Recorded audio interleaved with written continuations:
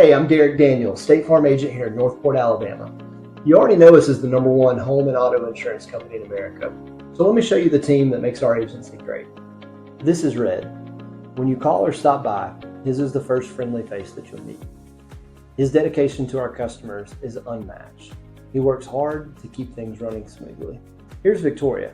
She's one of the best customer service reps in the business, helping our clients day in and day out with great care and attention to detail. And this is Reese, our account manager. He makes sure your policies are written correctly and that you've got the coverage you need. So now that you've met the Derek Daniels State Farm team, give us a call at 205-758-3391 and see how much you can save today. Together, we're here to help life go right.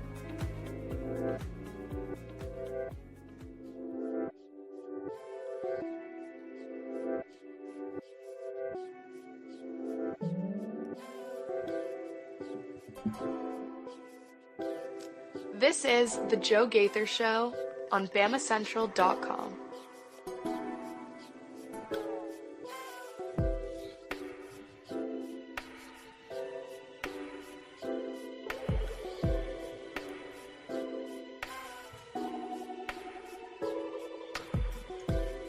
Good morning, Tuscaloosa, Internet world, West Alabama. How we doing today on this beautiful hump day? Happy Wednesday. It is the Joe Gaither Show on Bama Central, BamaCentral.com. You guys are checking us out on the Bama Central YouTube channel. You're listening to us on Spotify, Apple Podcast, Amazon.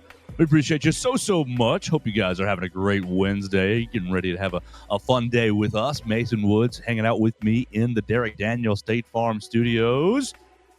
We had our professional camera crew come out and shoot a great commercial for Derek Daniels, so let off the show with that. We're going to have a lot of fun today. Continuing our series, Know Thy Enemy. We're going to be talking about the Florida Gators, the Fighting Billy Napiers, the DJ Lagways, and the like, Jaden Ball and them boys. We're going to talk about Florida today. But we're going to talk some Alabama topics, like one or two right before we get into the show, just to give everybody, the juice that they need if they don't want to listen about the Florida stuff. So we're going to talk about Alabama's kickoff against Florida State. We'll start with that. Then we'll dive into Know Your Enemy, the Florida Gator style. We'll talk about DJ Lagway, their strengths, their weaknesses, what they're bringing back a little bit, what they might be looking for in 2025. Yeah. Are the Florida Gators a college football playoff team? Whew. They got a lot of elements that I like, so we'll see. We're going to talk about that today. We, of course, invite you to jump in and join us on the comments section at Joe Gaither6. You can find us there. You can find us at Bama Central. You can find us at MA_Woods_ on the Twitter machine. You can leave us a voicemail at 205-462-7340, extension 800. We would love to take your voicemail if you want to comment on the Florida Gators or on Alabama's kickoff time against Florida State. If you want to comment on, we won't talk about the new spring schedule proposal today. We'll save that for tomorrow and Friday. If you want to talk about Ross Dellinger's article, I mean, he's all over all the changes going on in college football. So lots to talk about today. But with that, we are live in the Derek Daniels State Farm Studios. Call Derek for all his insurance, for all your insurance needs. And we're here with my friend Mason Woods. You follow him at MA_Woods_ on the Twitter machine and read all of his great recruiting work. Mason Woods, good morning. Happy hump day. Oh yeah, it was a good Wednesday here. That was a great way to start the show with a nice new commercial there. I love it. That was the first time getting to see it live like this. You know, you sent me the little preview yesterday, and I got to see it, but that didn't give it the full effect of seeing it live on the show like that. So really happy for that there. Doing good today. I got a little bit of a slow day yesterday. Alabama again lands in the top 6 schools for yet another recruit. He's a 2026 linebacker, Malik Morris. Bit of an undersized guy, only 6'1", but he's right at like 240, I think 230. But just gonna get in there and hit some folks, I think. I don't know exactly. Obviously, it's a long time until he makes his recruitment. I don't really know where he stands with Alabama. I don't think he has even an official visit locked in yet or anything. So we will see what happens there. Maybe we'll get some updates here in the next, in the coming weeks. But did name the Tide in his top 6. All right. I know you had a little bit of a day yesterday. You and all your recruiting reporters all buzzing for Jackson Cantwell going to Miami, and then he's throwing y'all's lead dog under the bus, saying Pete Nakos is making up lies again about money. Yeah, I mean, I don't know Pete Nakos. I don't think he made something up. I don't think anyone really at that level in this business is making things up. I think it is all off of credible information they've received from someone. So, someone's lying here, and I don't know that it's the guy whose job it is to report this information.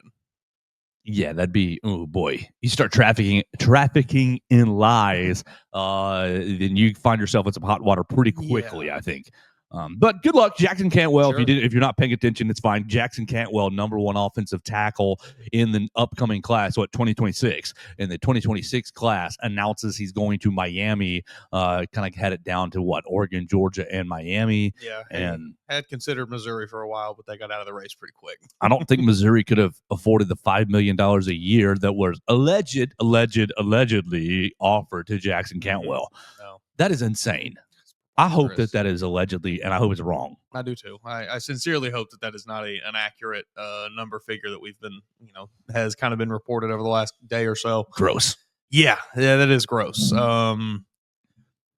Say what you will, like the kid's still a high schooler. It's just he can be as big and as strong as well. Like he's still a 17-year-old kid in high school. Who, you see it in his face and in his voice. Come on, man, what are we doing? You are actively wasting money if you're trying to project all of that onto a 17-year-old. Oh boy. Well, Jackson Cantwell goes to Miami. Mario's all happy. Great. Let's talk about an actual Alabama headline before we play Know Your Enemy. Yesterday, ESPN and the ABC family of networks announced a lot of kickoff times for the first week. And how that affects you, the Alabama fan, is at 2:30. Hot. At 2:30 on that Saturday, August 30. On ABC, so you don't have to have any cable. We love that. I do like that. Love that. Local packages for everybody. You can see it, ABC 3340 in the area. You will be able to watch Alabama and Florida State. So it's a triple header. Syracuse, Texas first. So no. Syracuse, Tennessee, the other orange school. Syracuse, Tennessee. Syracuse, Tennessee first at 11, Alabama, Florida State at 2:30, and then we close the night with LSU at Clemson. I know Florida State's bad, but I wish they'd given Alabama the night game here. And I understand that just based off of records heading into this season and kind of the last few years, the LSU Clemson game is probably a better national matchup for the national audience. But man, I really wanted this game to be a night game in Tallahassee. I wanted to hear, you see all the lights, the fireworks and everything. It's just not going to be the same with it being during the day. Our friend Kim Rankin covers Boston College on SI, and they were at Florida State for the opening weekend last year. I think it was Labor Day weekend. And homegirl says, "Oh, y'all have fun. It was only 101 at kickoff, and that's for a night game." For a 6 p.m. game, but for when I went, only 101 degrees. Praise the Lord for a Tuscaloosa summer to get those young men ready, because it's going to be nasty at 2:30 in Tallahassee. Air's going to be thick. You're not going to feel. I mean, it's going to feel like you can't breathe outside. It is going to be miserable. You think they've got misters just spraying hot mist out onto the fields right now, getting guys ready? That's what we need. That's what Kalen DeBoer needs. Shoot, in Tuscaloosa, you don't much need that. Not much, but that late January, that late July. Yeah, it's taken a while this year, and knock on wood, because I don't want it to get here, but I will say, here we are at May 14th. I've yet to really feel the heat too bad yet. There's been a few days, here and there, but for the most part, we haven't really gotten it yet. Feels like it's taking a little bit longer to get here. Hopefully these guys are going to be ready. It'll get here. It'll always does. June, July, early August. It'll be nasty. Yeah. It'll be gross in Tuscaloosa, as it always is. So the boys are kicking off at 2:30 against Florida State on that Saturday. You can make your plans. Let us know. I'm just curious. Are you planning to go? If you were planning to go, does the kickoff change affect your plans at all? That sort of thing. Are you excited about it? I know I've got a lot of friends who tell me, Joe, Doak Campbell Stadium is beautiful. Doak Campbell Stadium is awesome, and I know they've been doing a lot of renovations. So I am looking forward to getting down there. Doesn't much matter the kickoff time for me. But yeah, I guess it would have been more fun to have it Saturday night in Tallahassee. Yeah, if I could have all 12 games at night, I would take all 12 games at night. It's just college football at nighttime with the under the lights. 5:30. I want to make my own kickoff time. That'd be cool. Like guys, I know we do 3:30 or 2:30 and then 6 or whatever. 5:30. The Alabama kickoff time. We are setting a precedent. That's what we need to do. We need to put our foot down. Get the Alabama plays. The Alabama network, right? Right. We're gonna make our own network and sell all our streaming rights ads, right? People would fall all over themselves to broadcast Alabama football. The problem is the SEC wouldn't let us do it, but they didn't let Texas do it. They exactly. had to get rid of the Longhorn Network. Yeah. You say, hey, at 5:30 we play. Y'all come to Tuscaloosa and play. When we go over there, we're starting at 5:30. They could do it. That's the perfect time. I'd be all right with that because you get a little taste of daylight still, probably, especially early in the season, and then you get to watch the sunset as we get through the first quarter. Probably that'd be great. Then you're in bed by bedtime. Everybody's home in bed by bedtime. Yeah, to me, there's just something extra special about being under the lights. It makes every game feel just that much more important. Well, it's going to be a lot of fun. You don't have to upgrade your cable package yet to watch the Crimson Tide. You can watch them on ABC on August the 30th. It's going to be a lot of fun to take on the Fighting Gus Malzahns. Let's see. I want football 2025 schedule. That's what I want. Ooh, not an easy one for the Gators. Oh boy, yeah. So let's do it. Let's do it, Mason Woods. Let's how are we going to break this up? We're going to go just like we did last week with Texas. Know thy enemy. We're going to do an overview, just kind of random thoughts, adds, subtractions, some strengths for Florida, some weaknesses for Florida, and we will look at the schedule and determine where they will be at the end of the year.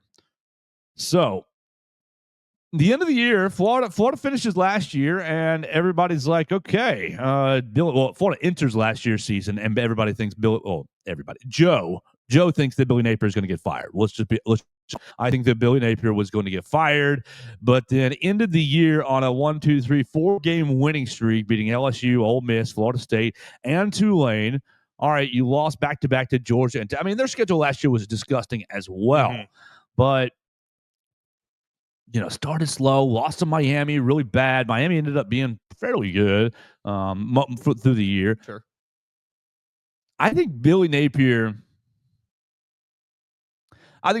deserves a ton of credit for last year, and I think that, at least from where I was 12 months ago, I need to eat some crow and basically say he's grown a lot. I mean, the attention for me last year, it was lack of attention to detail. It was guys jumping off sides. It was double number penalties. It was procedural issues. It was all kinds of stuff going on in Florida that I didn't really find encouraging. And then I also probably fell into the bait a little bit with the is Steve Spurrier breathing down his neck with the office right down the hallway, that sort of thing. Who's really in control of Florida? You hear all kinds of stuff about Florida and their recruiting, and is Billy in control of their recruiting in the NIL, or is someone else? Is the booster club? Are they really driving the recruiting? That sort of thing.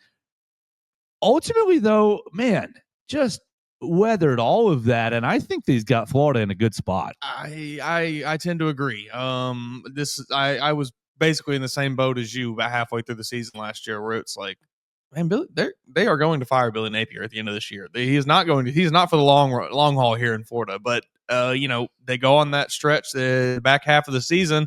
You did lose the one game to Florida there, but you finished with like you said, 4 straight wins. And the only loss in that back half of the season there is a game where DJ Lagway goes out with an injury. So like you get this almost grace of like, well, it could have gone another way. They had Georgia on the ropes. They did. And he goes out, man. They would have beat Georgia, I think. I think they might have too. And we're having this conversation even more so if that happens, where like absolutely Billy Napier saved his job. I think I think he has him in a very good spot. A lot of returning talent. We were talking about it right before the show started, like an incredible, like insane amount of returning talent, more so than almost any other team in the SEC probably. You have your quarterback figured out. There's no battle going into this season. You got your guy. He's taking the first team reps. He's going to be taking all the first team reps. You have to feel good about that. I think there's a lot of things to really like about this Florida team. It's going to be schedule. Yeah, that's going to be the hardest part is their schedule, and we'll talk about that as we keep going on this conversation. But I just think that Billy Napier the Nick Saban disciple that everyone forgets about, that everyone writes off. Let's see. Who are you in the SEC? You're automatically thinking Kirby and Sark, boom, boom. Sure. And from there, how far down the Saban disciple list do you get into? You think, oh yeah, Billy Napier coach for Coach Saban as well. He's on down there. I mean, Mario, to be fair though, I don't know that he's really earned a place at the top of that list yet, though. No, you go 10-2 this year or something like that. Sure, we'll bump you up there with the. Maybe not quite with the Sark and Kirby level, but you're in that maybe B tier. I think right now, I mean, if you ask just, the average person, he's probably down in that like D tier of just like, oh man, I remember him. Yeah. Sark, Kirby, Mario Cristobal. Let's see. You've got Jeremy Pruitt doesn't count anymore. He's in high school. I was about to say Jimbo, but again, same thing. Jimbo's out. Yeah. Yep. Lane. Okay. Yeah. Lane's got to be ahead of Mario. Yeah. Doesn't he? I would think so. Yeah. Lane ahead of Mario. And so I've got Napier sitting 5 right now, holding him in my thumb. Lanning. Oh, Lanning.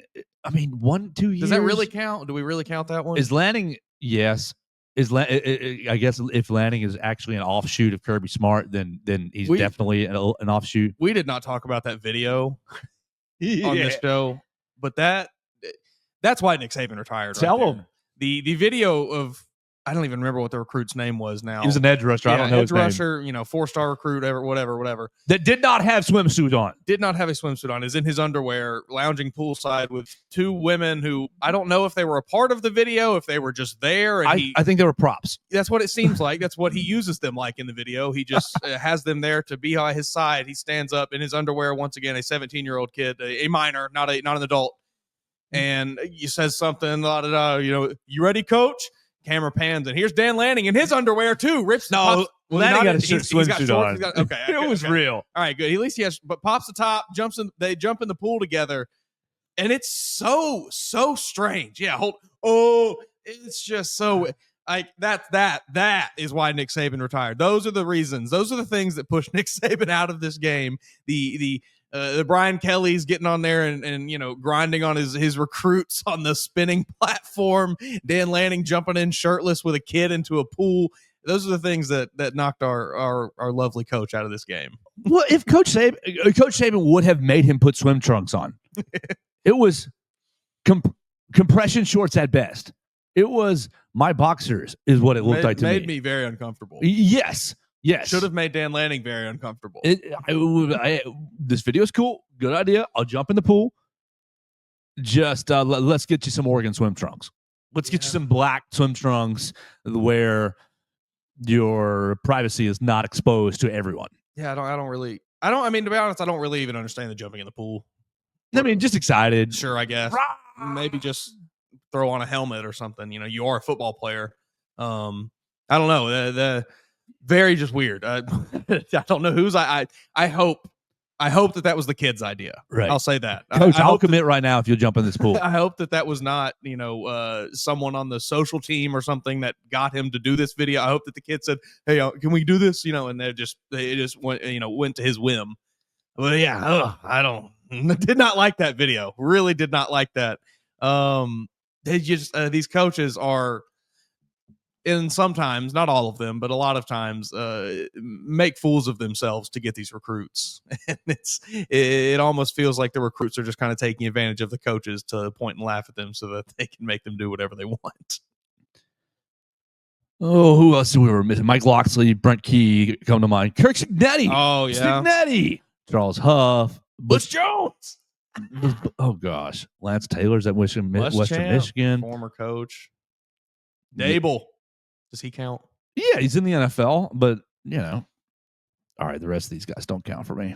The rest of these guys I don't care about. No Freddie Kitchens. Well, they're not. They're not pertinent to this discussion here. Not pertinent to this damn Man, all these former coaches. I'm assuming we're looking at the same CBS Sports article here. Yes, Will Backus, CBS Sports, Nick Saban coaching tree. Mm-hmm. Okay, so I think Billy Napier moves up that list a little bit this year. I didn't know that Matt Eberflus played for Nick Saban. Yes. Kent Jumping State over or something. Yeah. Yeah, great. Nothing rubbed off. Nothing rubbed off. Oh, Florida Gators. Chomp, chomp, chomp. Let's look at their strengths. Hold on. There we go. All right. Overview done. Let's see. I don't want to talk about their transfer portal because I want to include them in the weaknesses because of one of the guys that they got. I think was to mitigate a weakness. We'll see. Do you got anything on transfer portal? Any portal guys that you thought really? I mean, they brought in a quarterback who to back up. They brought in a quarterback to back up Lagway. Let me see. He wouldn't shock me to see that quarterback play a game or two this year just because of the way that Lagway kind of plays. He did get knocked out last season for a game for the what was it, the last second half of that Florida Georgia game or something like Harrison that? Harrison Bailey from Louisville. Yeah. I would not overly excited about any of these transfer portal additions. I mean, you bring in Michael Caraway from Southern Miss, Kofi Asares, edge rusher from UMass. Okay. Tommy Doman, punter from Michigan, and Jamichael Sturdivant. That's the one I want to chat about, wide receiver from UCLA. But I don't know. I don't know that you made a huge splash in the portal. No, I don't think you really did. But you did end up with a pretty nice recruiting class. Ended up the composite ranked 9 ranked recruiting class. I think this is Billy's been recruiting well for the last handful of years. You've got a roster that has 2, 3, 4. Let's see. I can find this out quickly. All right, 2025 it was at 9. 2024 was at 7. 2023 was at, come on, baby, load for us. We were on a roll.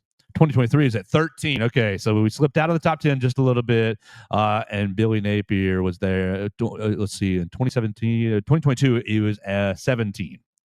So he's top 20 classes, 4 straight top 20 classes. No 5 stars last year, which, who cares, but worth noting, I think. Oh. we don't want those prima donna bums who big class, so 19 deep. We don't want those prima donnas who cost us lots of money. Sure. Jackson Cantwell, $5 million. It wasn't about the money. Sure. Okay, buddy. Did well on the recruiting trail. Not doing overly well for next year. Now that I'm seeing it, I only have one commitment for the 2026 class. A little bit behind the 8 ball there. We will see. They're trying to see if Billy Napier is going to keep his job after this very, very difficult schedule. Oh, let's look at the strengths here. All right, biggest strength to me. We probably are right on it. I think both the trenches are nasty. The offensive line.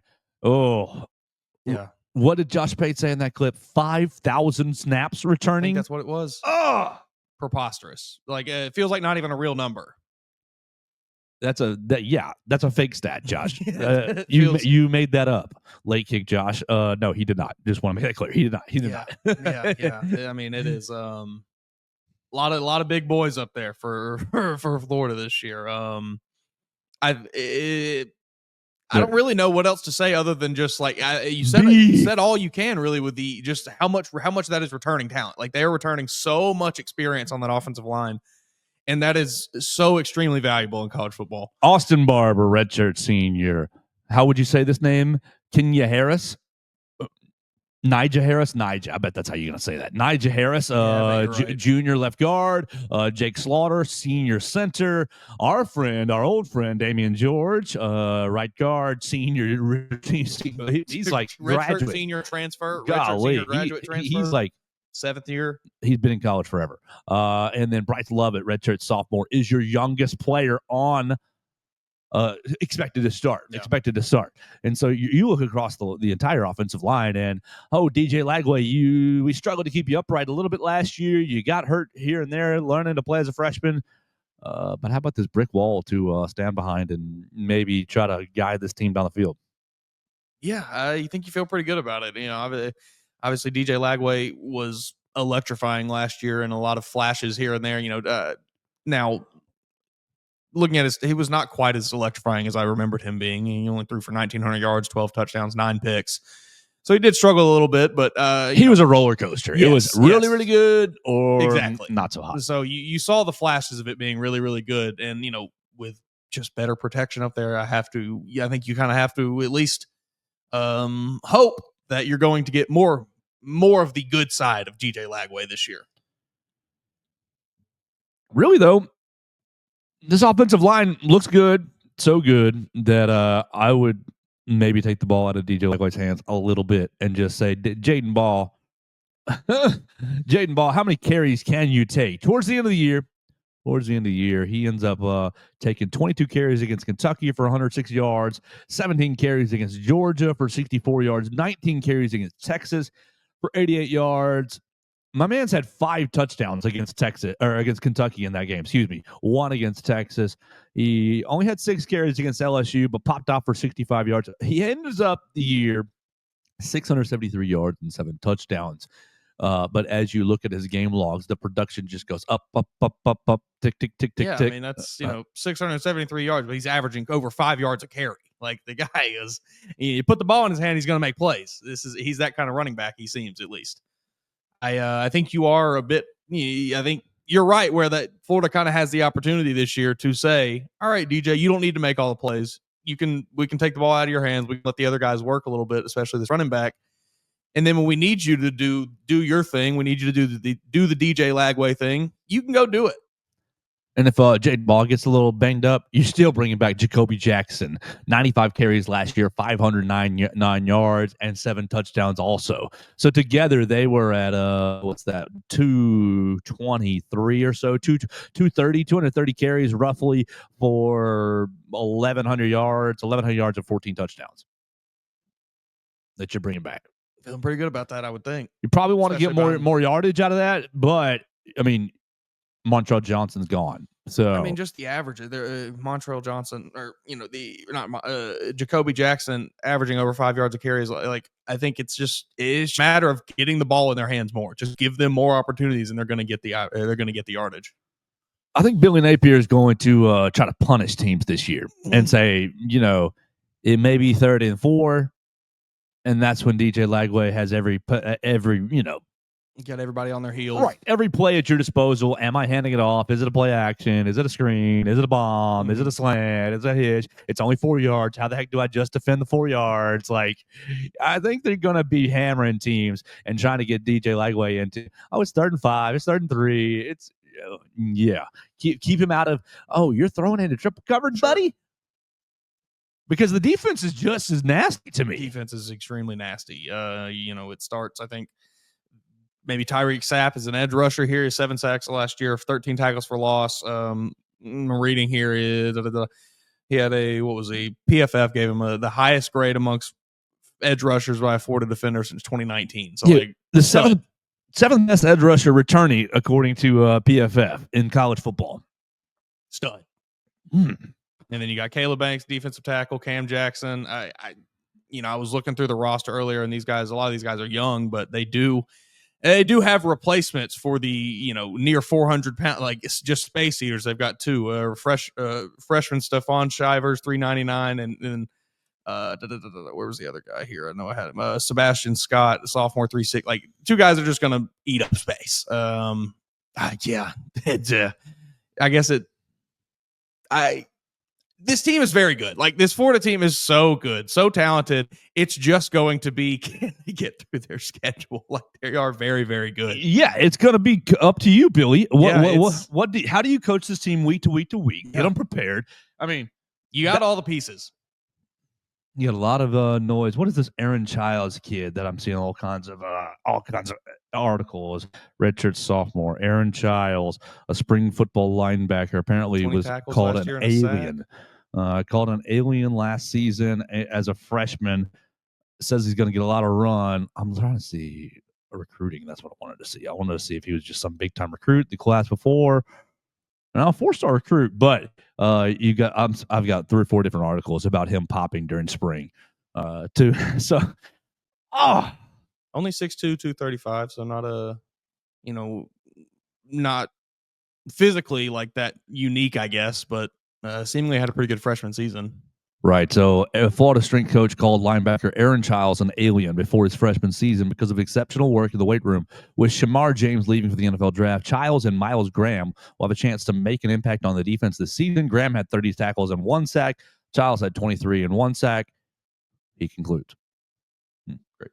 That was just like one long quote. All right, great. All right. Man, I think this Florida team is somebody you're going to have to be watching. I think there's not enough people talking about how good this Florida team is going to be this year.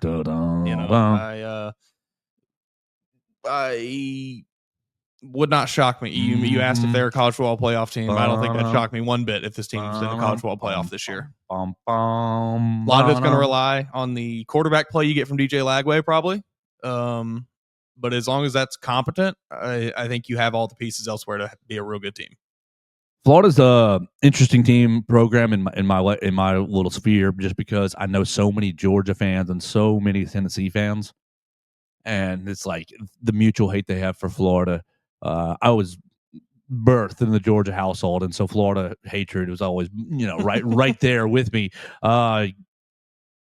Watch out, friends. I know you're all listening. My friends and family, Georgia and Tennessee fan friends, be careful. Florida may be back. They just might be. Now, I guess this moves us into maybe the next part of this, the schedule, if you want to do that. I want to do weaknesses first because I got at least one weakness that I don't know. Less of a weakness, more of a question mark with wide receivers. You end up going to the transfer portal and you get, I lost my tab. Which one is it? I've got so many tabs open right there. Yeah. Florida football commits. You got Jermichael Sturdivant, who's come in from UCLA. And Sturdivant, when you look at his numbers last year, not hot. 22 catches, 315 yards, and 2 touchdowns. You're like, okay. But as a redshirt freshman at UCLA, 65 catches, 755, and 7 touchdowns. Next year, 36 catches, 597, and 4 touchdowns. So he's done it in college. I think you go out and get this kid Sturdivant because, like, when I'm doing the preview, I'm saying, I know this name, Eugene Wilson. I know this name. Fella only played like 4 games last year and gets hurt and gets himself a medical red shirt. Dude was one of the better players, one of the better wide receivers in the SEC the year prior. I'm not saying it's a weakness. I think you've just got a lot of questions. How does Eugene Wilson return from his injury? Can Michael Sturdivant kind of come in and allow these freshmen, because you got freshmen Dallas Wilson and Vernell Brown, who are very, very like highly touted recruits, supposed to be, Mr. Be-all, end-all, top-end wide receiver types. Well, you're going to have to give them some runway to get on the field. I think that's Michael Sturdivant's job, and you really want Eugene Wilson to just bounce back to his prior form. I think it's a question mark, and I think it's really the only question mark I see on their offense. Yeah, I mean, you did lose one of the major contributors from last year's team, Chimere DK, to my – he's going to be a star. We will see very fast. You did, but yeah, he was your second most productive guy last year, over almost 800 yards and 2 touchdowns. So you have to replace that somewhere. And obviously Eugene Wilson, hopefully getting back to form. Only 19 catches last year for Eugene Wilson in a couple of games, in 4 games. Let's see, but his career is pretty okay. The year prior, 61 catches, 538, and 6 touchdowns. Averaged. I also took 6 carries for 55 yards. So my man's averaged 8.9 yards a touch. I mean, it really looks like Florida honestly only threw to 2 people last season. They threw to 2 receivers. Now, if that gets expanded this season, I would imagine it's going to open that offense up a whole lot.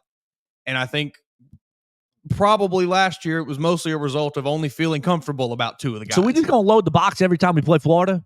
We're going to load the box in the SEC championship. Damani. Look, bro, Eugene Wilson, he's been talking. And then you just load the box and say, come on, let's go play in a phone booth. That might be the way to go. You force DJ Lagway to, if that's the route they want to take, beat you with his arm and do it. Throw over Damani Jackson, throw over Dijon Lee, throw over Xavier Brown. Throw over all these guys, these tall, lanky, alien-like guys. Yeah, go ahead. I think that's probably the way you play this. You just stumbled, but that's going to be a stumble for me. When Xavier Mincy and Xavier Brown both are playing, because I think they both get a bunch of playing time this year. tough It's going to be Xavier because they're both ZAV, right? I think so. No, he's XAV. Is he XAV? I have to check every time. I have to check Xavier every time. Now I'm getting Xavier and Zabian. No, it is X. It is X. No, it's Z. It's Z. Okay, so we got they're both Z's. Yeah. Oh, ZAV, ZAB. Z. Yeah, you got it. Yeah, I'm struggling here. You got it. Already struggling. All right, so let me hit one. Let me tell everybody about Warren Tire and Auto, and then we'll talk about this.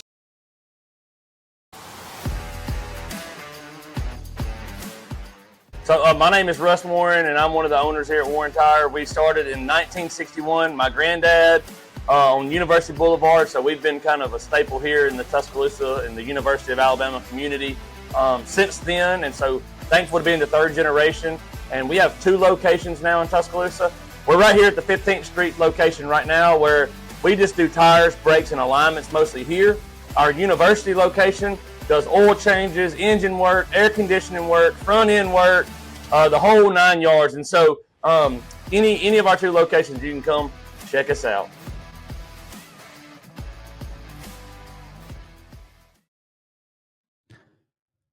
And we appreciate Warren Tire and Auto for sponsoring the program. We're live in the Derry Daniels State Farm Studios doing Know Your Enemy, the Florida Gators edition.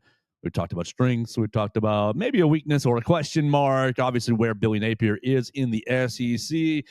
Let's actually talk about the season and the schedule. Woo! Disgusting schedule. Let's just feel bad for Florida fans. This is a tough one. What do I see? I see a 4-game block, a 3-game block, and a 5-game block. And none of them are nice. Well, okay, yeah, none of them are nice. No, all disgusting. Billy, you need to go have a conversation with your athletic director.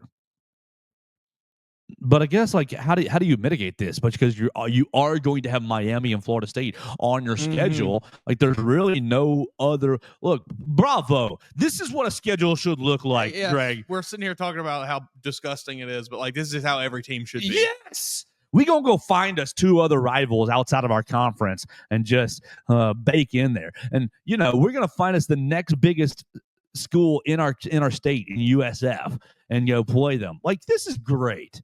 Good on you, Florida. Oh my God. I hope it works out for you. I hope it does too. We're opening the Florida Gators. We're open with LIU. You know what? Do we hope it works out for them, or do we hope that they're one of these where they're right on the cut, right on the edge of making the playoff, and then it's their schedule was so tough, so we're gonna bump them in, and then it sends a message to everyone. That's what we need for the health of the sport. Amen. We need a 9-3, 9-4, or a 9-3 Florida right on the edge. And it's like, they had that great schedule. We got to put them in there. Getting the nod over the team that played 4 Western Tech Carolinas. So you do get the cupcake right off the bat. Great. I have no problem. Why does Long Island even have a team? Why are we playing? Why are we making them come all the way down here? That's money. We're paying them. We are saving the Long Island program. We are bankrolling the Long Island. You told me they couldn't have played Penn State. Penn State didn't want to pay them any money. You're probably right. So you open it with the cupcake, no problem. Sure. You want to know, great, but you're just jumping right into it from there. USF is not nothing. I mean, it's not a cupcake. You should win that game, right? But it'll be tough. We've seen that before. Yes, we have. We've been late in the 4th quarter with USF twice now. Yeah. What's blanking on correct? Matt Correct. No. What is the coach's name? Golish. Matt Matt Golish. Yeah, that guy's he's feisty. I like him. I do too. He's got a fire about him that I can respect. And so then after you deal with feisty little brother who just wants to prove themselves, USF, you go on the road to Death Valley. You're at LSU in the 3rd week of the year. Before LSU can fall apart, before LSU can, we don't like Brian Kelly and everybody's yan at each other, and we don't have a defense yet anymore. Yeah, and then if that's not, and then you're going, you remember your buddy Carson Beck? You're going across town to take on Miami. Now, my worst home field advantage in college football, probably for Miami. But still, you're playing at Miami's home. They're going to be the most comfortable they can be there. And yeah, it's going to be a tough Miami team, I think. And they wrecked you last year. And I think they're going to be they're going to be fine. They're going to be lost a lot. Lost a lot of production off. I mean, they lost a wide receiver in Isaiah Horton. Lost Xavier Restrepo as well. Obviously, lose Cam Ward. You did lose. Elijah Arroyo is gone, so you lost a lot of pieces off of last year's offense. Ruben Baines coming for you, so electrifying. But yeah, I think Miami. I trust Cristobal. I think he's a pretty good coach. I imagine he'll have them right back in, kind of where they should be. Oh my gosh. And then, so you get a week off. Okay, so I'm just chalking this in my head. Are you 3? What, we think 3-1? I'd probably give them 3-1 here. I think they split one of those LSU Miami. Yeah, 3-1. I'll go with you. I was gonna say 2-2, but then no, I think that's right. 3-1. Take your week off, and then my birthday week, October 4th, you bring in the Texas Longhorns. At least this year, you get them at home. And I think when we talked about Texas last week, we said that was their first big road trip of the year. Yeah. All right. Gators are welcoming Arch Manning into the SEC. This is your chance to shell shock them. And hey, we play big boy ball around here. Start building some momentum, and we're in the swamp. It's still October, so it's still nasty and hot. Yeah, the SEC is going to put this game at 2:30. It's going to be gross. Perfect. This feels like a perfect storm for Florida to get a big win. I am, just for the sake of this argument, going to probably give the nod to Texas. But I think that it just kind of, I don't know what Texas' schedule looks like, but I imagine they're probably 4-0. We did it last week. Yeah, I don't remember it. Everything runs right out of my brain as soon as we get through it. I know. Texas last week. They're at Ohio State. Oh, that's right. You're not undefeated. You're at Ohio State, but then you got 3 just cupcakes, 3 pooey games. Yeah, so you're both 3-1. This feels like a good. It feels like Billy Napier signature win. Like I'm putting my flag in the dirt here. Florida's here. Steve Sarkisian, you guys got to go all the way back to I'm the real Saban assistant around here. Yeah. But just like I would expect for Florida, after a big win, go out to College Station and precisely lose, lay an egg. DJ Lagwell will throw 4 picks. Yes. Defense will give up 500 yards to Texas A&M. Mike Elko is just going to be like dialing it up, baby. Yeah, he's just going to be in flow state over there, just locked in. Yeah, because let's see. Yeah, Texas A&M. Okay, A&M's got a deal. When we get to them, they got a pretty decent schedule before. They're at Notre Dame. They got at Auburn. They got Mississippi State before the Florida game. Tough. But you smack Florida State at home. You build Mississippi State. You smack Mississippi State at home the week before the Florida game to build momentum. And Florida's coming off a big win. Major letdown. Now I'm seeing that so clearly. Yep. I mean, the whole picture is right in front of my eyes right now. I'm seeing it. That feels like exactly what would happen here. Then you come back home and you're like, dang it, we let one get away. Welcome back. Get right game against Mississippi State. Yep. 63-10. I feel so bad for Mississippi State, man. They just get to be everybody's punching bag. Oh, let me get we need a get right game. Good thing we have Mississippi State coming up. That's an SEC program. You need Mississippi State or Arkansas on your schedule. Vanderbilt has moved out of that range. It's now Kentucky. You can probably throw Kentucky in there too, which Kentucky is on this schedule. You get your week off and you build up. I think they're going to beat Georgia.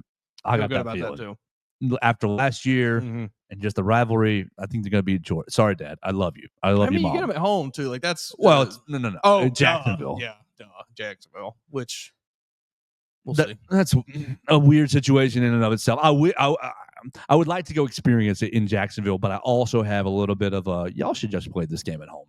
I have always thought they should just play it at each other's fields year after. I think it's very dumb to do the neutral site thing for any two teams that play any rivalry game. I've never really understood that. But yeah, whatever. It's cool. You get the tradition and everything with it, I guess. Split stadium. That's cool. All right. So you beat Georgia.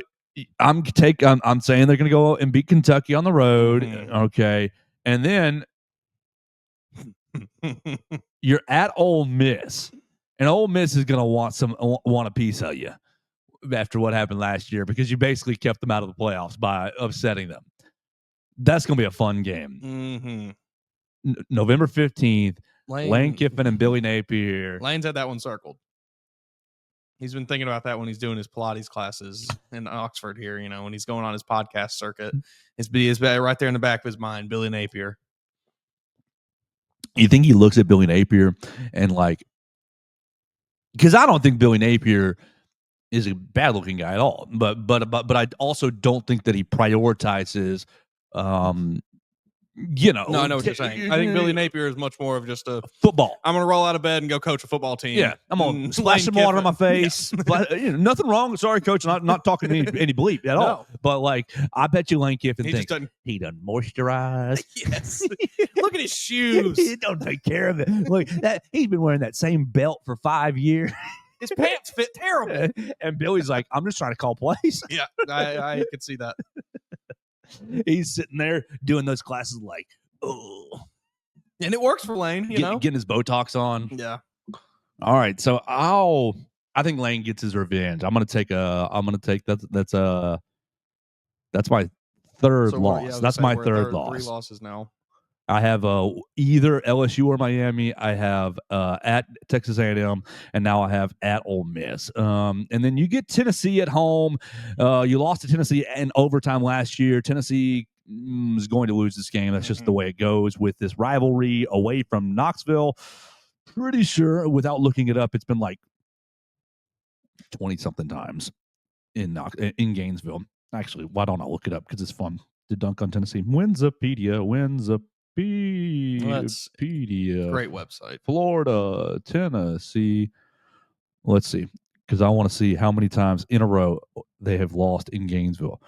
Let's see. Oh no, Tennessee won the last one in Gainesville. Oh no, that's wrong. That's wrong colors. That's wrong colors. Orange in this case is for Florida. 1, 2, 3, 4, 16, 5, 6, 7. It just goes on and on and on and on, all the way to at least 05. Yeah, 03. 03 is the last time. 03 is the last time that Tennessee won in Gainesville. I don't think it's going to happen this year. Sorry, Tennessee fans. Hey, it took them a long time to win in Bryant-Denny. When's the last time that they did? Oh, wait, no. They didn't beat us here. No. I'm thinking. No. Each of their last 2 wins has been in hell. I was thinking last year was, Yeah, in Dante's Inferno. Yeah, I forgot. We skipped the year. And then we stay at home and have Florida State. And I think that Florida State will be improved, but improved is 6 and 5. I have no real faith in Thomas Castellanos. I do think that Castellanos is good enough to beat Alabama in the first week based on quarterback run and Gus Malzahn sort of thing. But in the grand scheme of can Castellanos I don't know that he makes it through the whole season. No. Yeah. He's not going to take them to an ACC title kind of range. No, I agree with you. He's good enough to get one good win, to get a fluky, He is exactly just good enough to do that, which is going to be so frustrating because that game is going to be a nail biter probably. It's going to be 24-17. Yeah. It's going to be 17-17 late in the game, and you're going to say, Ty, are we going to give him another drive, or is it time to go to Keelan Russell? You going to give him another drive? Oh, I know you got a Ty Simpson thing. I don't want to jump off that. That just triggered me. Make sure we hit that because. All right, so I've got them. What is that? 9-3. 9-3. That keeps Billy Napier's job. That gets you in the playoff. I think 9-3. With this schedule, I think they get you in the playoff. Yeah, your win over Georgia. That's your big banner win, and you're saying we're over Texas too, and Texas. We're in the playoffs. Chomp, chomp, chomp. What are you looking at? About probably a 10, maybe. I don't remember exactly how it all broke down last year. Well, the dang seedings get messed up with the rankings because they don't reflect. From yesterday's conversation, that's the only thing that needs to change. Not the expansion, not automatic playoff baked in. No, just fix the seeding first. Let's fix the broken parts first before we add to it. Ugh. All right, Florida Gators 9-3. That's a good year. That's a good year for Florida. That's putting Florida right back in the national conversation where they have, kind of been on the outside looking in for a while now, it seems. And, I don't know that you're necessarily banging your chest if you're a Florida fan saying, we're back, but you're feeling pretty good. You're feeling pretty good. That's the Florida Gators. Know your enemy, Florida Gators. How about we roll the dice next week on the Georgia Bulldogs? We'll keep going. We'll try to go with all the contenders we can before Sorry, Mississippi State, you're last, bro. You're last. You're the last team I want to talk about. It's a fight between them and Kentucky Oh my gosh.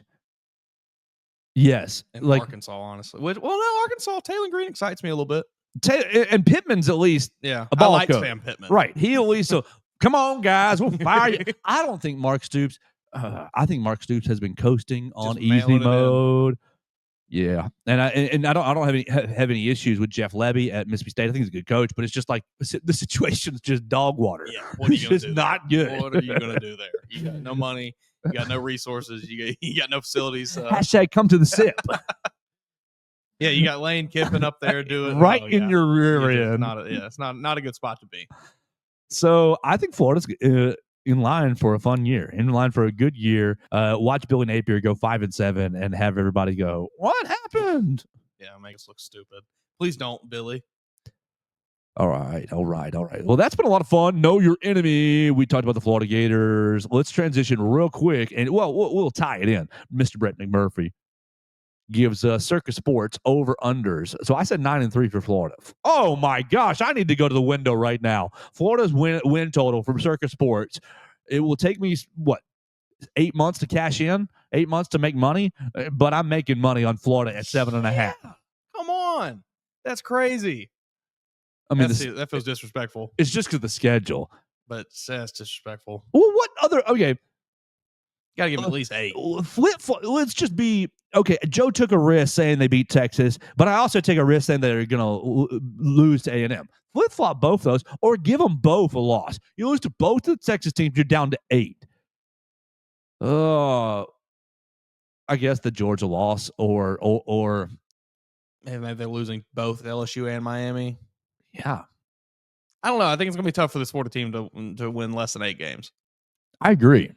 I think that they're built correctly, and I think that if you just don't turn the football over, don't shoot yourselves in the foot in some of these games, you're at least going to be there. I think so too. All right, which is the biggest surprise? Alabama 9.5, Georgia 9.5, Texas 9.5. All those make sense. Yeah, I think it's going to be very similar to how it was last year, where the SEC beat up on itself a lot especially towards the end of the year. I'll tell you, with the easy one to make money, this is stupid. Without even looking at it, without even looking at this schedule, I'm typing it in right now. Auburn, yes, Auburn with 8. Auburn at 8 wins. Yeah, that seems a bit much. Oh, hold on. Oh, I mean, there's got to be something I'm missing here. Okay, Baylor, Ball State, South Alabama, at Oklahoma, at Texas A&M, Georgia, Missouri, at Arkansas, Kentucky, at Vandy, Mercer, and Alabama. All right. I had 4 SEC wins in that you just rattled off for me. Mercer, all right, non-conference. Mercer, South, Ball State, you got 3. Mm-hmm. Are you giving them the Baylor one at Baylor to open the year? I'll give them Baylor, sure. All right, there's 4. At Baylor to open the year, and then you said probably getting right to 8 then. You're pushing. You're getting right at it. So you need one Gus Malzahn. I didn't game plan this week because I recruited this week. It's gonna be tough. I'm not putting any money. I'm not touching that Auburn line. You're not going the under just for the fun? Maybe. And you're pulling for the Baylor Bears. Yeah. I don't know. Looking at the schedule, that might be the perfect spot for it, because I think there's probably 4 SEC wins in there, and then it's a pretty cupcake schedule otherwise.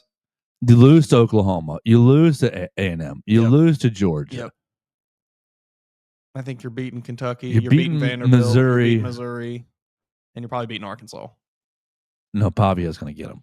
You might be right. Yeah, I mean, what did they beat them last year? They almost beat them last year. I can't remember. I think they did. Yeah, I think they did. They got both teams in the state. What I think. Yeah. Yes. Yeah. He can do it. In Auburn. Stranger things have happened. All right, so we're live in the Derry Daniel Studios. We've had a lot of fun today. We want to close it down by reminding you to go see our friends at Warren Tire and Auto. They are the Tuscaloosa and University of Alabama staple for all your automotive care since 1961 in Tuscaloosa.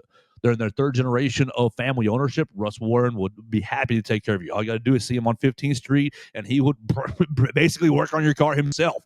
They're the go-to place for all your automotive needs. They've got 2 great locations to serve you on 15th Street for tires, brakes, and alignment, or University Boulevard for front-end work, oil changes, electrical issues, really everything else other than tires, brakes, and alignment on University Boulevard. You can make your appointment today. Call them on 15th Street at 205-759-5505. Call them on the University Boulevard location, 205-758-2739. We love and appreciate Warren Tire and Auto for sponsoring the program. Mason, let's finish with a little Tyler Booker, a little Ty Simpson, a little Dallas Stars action. You a hockey fan? If it's on TV in the playoffs, I will stop and watch. Am I a hockey fan? Hard, like, I don't want to misrepresent myself because there are some hockey fans that love it. Chris Walsh, our boss, loves hockey, big time into it. It's I don't want for me to get into. Yeah, I don't want to misrepresent myself just because I enjoy it when it's on TV. Yes, period. That's my thing. Yeah. Every time I've watched it on TV, I've had a great time. Mm-hmm. But for whatever reason, I will never seek it out. I'm never being like, oh, when are the Stars playing? I need to get, like, it's just it can't reach that threshold in my mind for some reason. Anyway, Tyler Booker's apparently loving being drafted in Dallas. Very happy. Seems like, or I read he did all his pre-draft workouts, like made Dallas kind of his home base, and it just kind of became, he says, a God thing. God just, got you, buddy. That's awesome. Which is, yes, amazing. Praise you, Lord. Amazing. Well done. That's one of your good guys. I appreciate you taking care of him. The reason that he has made the rundown is at the Dallas Stars game on Tuesday, Tyler Booker gets on the camera as, hey, it's the new first-round pick for the Dallas Cowboys. And Tyler Booker doesn't give you just the smile and wave like, hey, guys, happy to be here. He does for a second, smile, and then he seizes the moment and just rah, rah, rah, rah. Just, I don't want to yell in the microphone, but just standing up, banging on the glass in front of him, hyping the crowd, getting everybody rah-rahed up for the Stars. And if that was not a cool moment, and it was, you just had to take one little peek and see who was sitting next to him. What in the world? Ty Simpson getting hyped up with him? Does he not? Does his own team? Do his own teammates not like him? He can't hang out here in Tuscaloosa with his own team. Well, there's no. Got to go hang out with his old teammates. That says something to me. I don't think anybody likes Ty Simpson. No. If anybody liked Ty Simpson, he wouldn't be jetting off to hang out with old teammates in Dallas. Bray Hubbard likes him. They've got camo together. They weren't hanging out. Where were they? What was Austin Mack and Keelan Russell doing this week? I bet they were in their playbooks. I bet they were up at Mal Moore getting a lift in. Tyler Booker was getting a lesson on leadership from Ty Simpson was getting the Tyler Booker leadership lesson. I don't know. Typically I would like it if my starting quarterback was friends with his teammates. He is friends with his former teammates. We've got no evidence to indicate that Ty Simpson is friends with any of the current people on the Alabama roster. Bray Hubbard, they were in the photo, the camo photos. Just that don't mean nothing. You couldn't even see them. Just their faces, no bodies, no torsos. How am I supposed to know they were in that picture? It was superimposed. They were perfectly hidden. No, this is a neat moment. I thought it was cool. I gotta give it to Ty. Cool, and I'm glad. I like seeing athletes just be friends and like be normal people outside of sports. It's always fun. I did think it was kind of, I don't want to see cheesy, but like that's the only word that comes about, that they were both decked out in Stars jerseys. Like, that did feel a little on the nose. Like the PR team just said, what size do you wear? What's your favorite number? Yeah, I think that's probably is exactly what happened. He got him Tyler Booker got a free ticket. They said, you can bring a friend. And they showed up and they said, here's 2 jerseys. Yes.